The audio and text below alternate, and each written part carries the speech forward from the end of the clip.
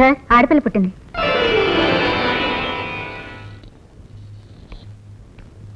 ఎలా ఉంది డాక్టర్? ఆవిడ పరిస్థితి అంత బాగోలేదండి.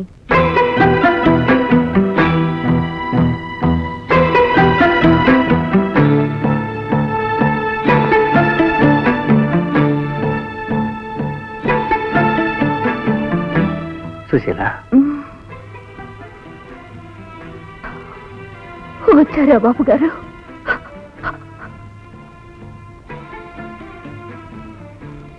పాపం చూసారా బాబు గారు? చూశానమ్మా, బంగారు బొమ్మలా ఉంది. పోలిక్ కూడా నాలాగే బాబు గారు. అందుకే నాలాగే అది తల్లి గండల్లో పుట్టింది. పుట్టుకతోనే అది తల్లిని. అలా అనద్దమ్మా. డాక్టర్ గారు నీకేం పర్వాలేదని చెప్పారు. చావుకి బ్రతుక్కి మధ్య జరిగే పోరాటం డాక్టర్లకి తెలియదు బాబు గారు. అనుభవించే జీవికే తెలుస్తుంది. అలాంటి మాట్లాడకమ్మా.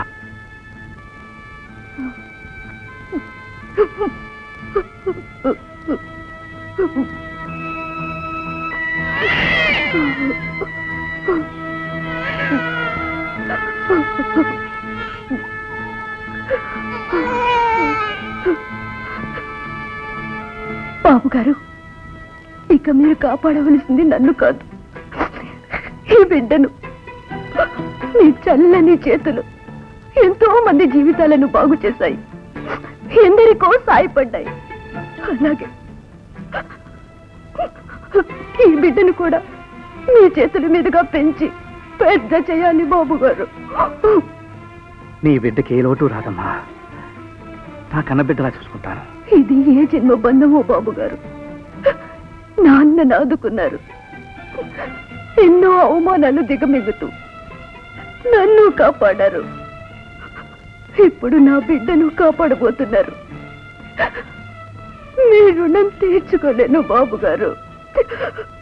మళ్ళీ జన్మంటూ ఉంటే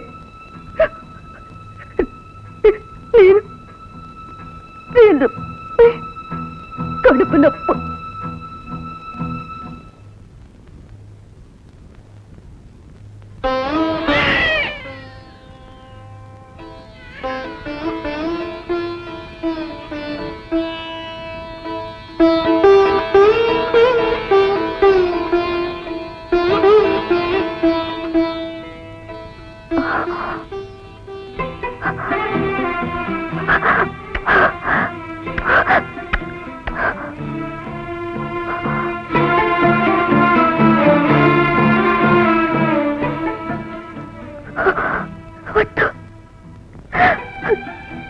వద్దండి,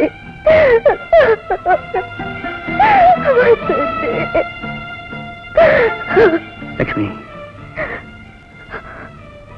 నీ బాధ నాకు అర్థమైంది. లక్ష్మి, ఈ పసిపాపను పెంచాల్సిన బాధ్యత మన మీద ఉంది. అవును లక్ష్మి, ఈ బిడ్డను నీ నుంచి ఎవరూ దూరం చేయలేరు. నేను హామీ ఇస్తున్నాను. ఒక రకంగా ఈ బిడ్డ మన ఇంటి బిడ్డే లక్ష్మి.